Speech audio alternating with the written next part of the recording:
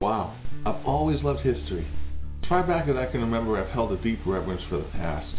I still vividly recall the impressions of a family vacation in 1967 when I was just 6 years old. We traveled through Pennsylvania, visiting the Dutch and Amish, on to Philadelphia and Valley Forge, then to Richmond, ending at Washington, D.C., where we even got to visit the White House. I remember hearing the words, "George Washington slept here," and not knowing much about him, but being completely awestruck. Innately, I appreciated these kinds of things. Adding to this love affair with history, or feeding it, was my parents. My father had a consummate eye and love for anything old. He could describe the value of an antique with eloquence comparable to Cicero. My mother often told us that we were related to Daniel Webster on her mother's side. Daniel Webster was my fifth grade uncle, she'd say. As a young child, I wasn't sure who he was. A great statesman, she would add. As much as I didn't know what that meant, I knew he was important, and that made me feel important. As a teenager, I'd sit for hours over coffee with my mom and talk about the past. I wanted to know about growing up during the Great Depression. We'd talk about her family, her aunts and uncles. One thing that bothered me, though, was the lack of knowledge about relatives beyond her parents. I thought that was a shame. Some nights I'd lie awake in my bed thinking about what their lives might have been like. My imagination was fertile, but it was starving for details. When I grew up, I married and began a family of my own. About this time, my desire to know more about Daniel Webster resurged. One day, visiting Portsmouth, New Hampshire, my wife and I stopped into an antique bookstore to look around. Almost by accident, I found a 2-volume set of the private correspondence of Daniel Webster, edited by his son Fletcher. It cost $57, so we bought it, thought it was a steal. I spent most of the next year reading that set. My knowledge and appreciation of the man, Daniel Webster, turned into profound admiration. Now I really hoped that we were related. I eventually visited his birthplace in Franklin, New Hampshire. I visited his family's farm. I stood at the graves of his parents. I went to the grave of his brother Ezekiel in Boscawen, New Hampshire. I have to admit, there were a couple of years where I was obsessed with anything Daniel Webster. But there was always this nagging question that persistently haunted me. Am I really related to him? And if so, how? I mean, oral history is nice, but proof is better.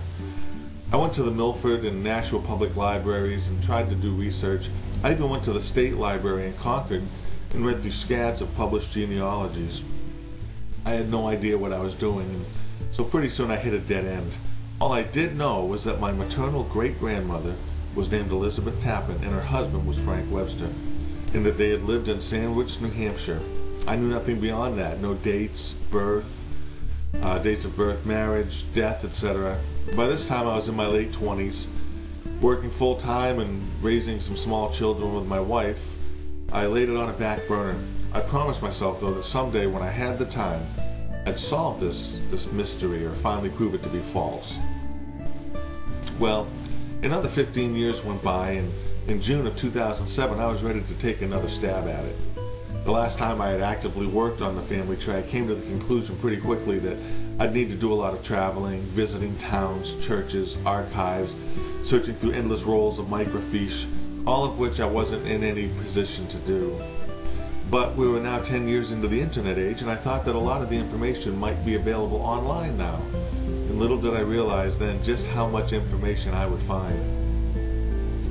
At first, I just wanted to find a genealogical link between Daniel Webster and myself. Research was slow. At times, it was painstakingly slow. And I simply began by typing the names Elizabeth Tappan and Frank Webster into search engines. I knew I wanted to stay away from pay sites for genealogical research. I didn't have the money to join them anyways. I'd wait and see what I could find out there in the great wide open of the web. After a few days of searching up and down various web trails, I found Elizabeth Lizzie Tappan in the Bidham family genealogy online. I'll never forget how I felt at that moment, staring at the screen and reading my great-grandmother's name. Here was a computer, objectively bearing witness to the fact that she had existed in real space and time. I was blown away. There she was on the internet, for crying out loud. I knew it was her because the spouse listed was none other than Frank Webster. I had an Alex Haley Roots kind of experience at that moment. This encouragement fueled me. I started spending 2 or 3 hours each night after work doing research. I reopened dialogue with my mom, trying to find out as much oral history as I could. There weren't many old folks left, and my siblings and I are quickly becoming the old folks of the family. Because of this, I felt a great sense of urgency. By now, my mom was 76 years old, living in a nursing home, and in failing health. I wanted to figure out our relationship to Daniel Webster for myself, but I desperately wanted to do it for my mother's sake.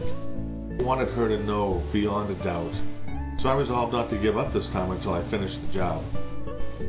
Over the summer, my son Aaron really caught on with the research. He was a great encouragement to me. He helped me draw up a 7-foot long by 3-foot wide pedigree chart to plot names and information on. We put it up on the wall in our dining room, and that became our situation room. Any lead I would come across I could share with Aaron, and he'd be equally excited. He'd make helpful suggestions and was genuinely into it. He also was the only other person I knew who got it and could wrap his mind around the staggering mathematics of genealogy.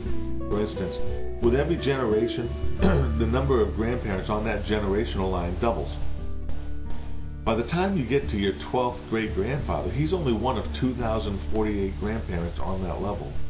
That's a lot of people to keep straight.